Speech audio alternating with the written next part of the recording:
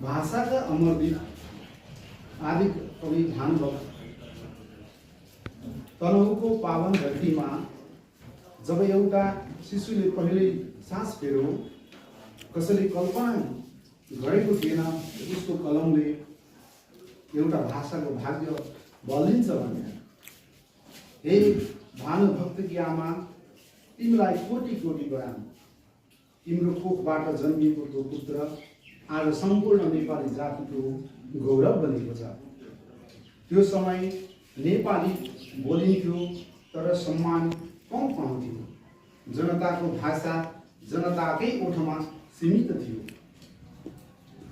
त्यही मौनतालाई चिरेर भानुभक्तको कलम उठ्यो। संस्कृतको दिव्य रामायणलाई नेपाली जनताको आफ्नो भाषामा उतारिदियो। त्यो केवल अनुवाद थिएन, त्यो नेपाली भाषाको जागरण थियो। रामायणका प्रत्येक श्लोकले नेपाली भाषालाई सम्मान दियो, प्रत्येक पंक्तिले नेपाली जातिलाई पहिचान दियो।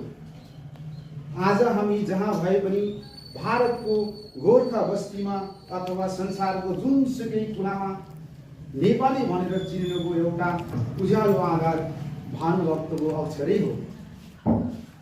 हे आदिकवि, समय बदलियो, युग फेरियो, तर तपाईले लेखिएका अक्षरहरू आज पनि अमर छन्।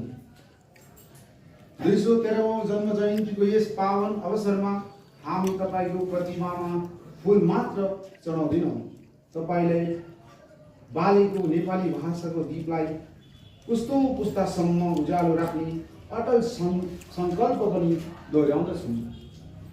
जबसम्म नेपाली भाषाको एउटा अक्षर बाँच्छ, जबसम्म रामायणको एउटा श्लोक नेपाली स्वरमा गुन्जिरहन्छ, तबसम्म आदिकवि भानुभक्त हाम्रो हृदयमा सधैँ सधैँ अमर रहिरहनुहुनेछ। धन्यवाद। जय नेपाली भाषा, जय नेपाली साहित्य।